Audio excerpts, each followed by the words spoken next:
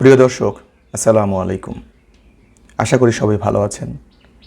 প্রিয় দর্শক, দিন যতই গড়াচ্ছে তীব্র তাপদাহের মাত্রা ততই বেড়ে চলেছে। এমতো অবস্থায় আমাদের জনজীবনে তাপদাহের প্রভাব মারাত্মক আকার ধারণ করছে।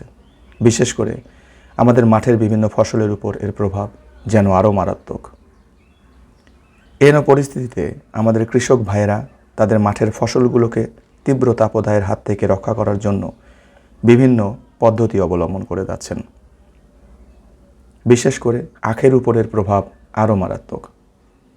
এমতো অবস্থায় আমাদের বৃহত্তর রাজশাহী অঞ্চলের Natore sugar mill, Rajshahi sugar mill এবং নর্থ বেঙ্গল সুগার মিলের কৃষক ভাইয়েরা পানি সেচ সহ একটি কার্যকরী পদ্ধতি ক্লিপিং বা পাতা কাটা পদ্ধতি অবলম্বন করে যাচ্ছেন। এই পাতা কাটা বা ক্লিপিং পদ্ধতিটি অত্যন্ত কার্যকরী, কারণ এতে করে অতিরিক্ত প্রস্বেদনের মাধ্যমে পাতা থেকে যে অতিরিক্ত পানি বের হয়ে যায় তা রোধ করা যায়।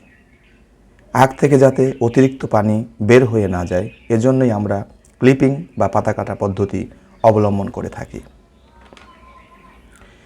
এছাড়া ক্লিপিং এর আরও একটি কার্যকরী উপকারিতা হলো টিলারিং বেশি হয়, মিলেবল ক্যান বেশি পাওয়া যায়।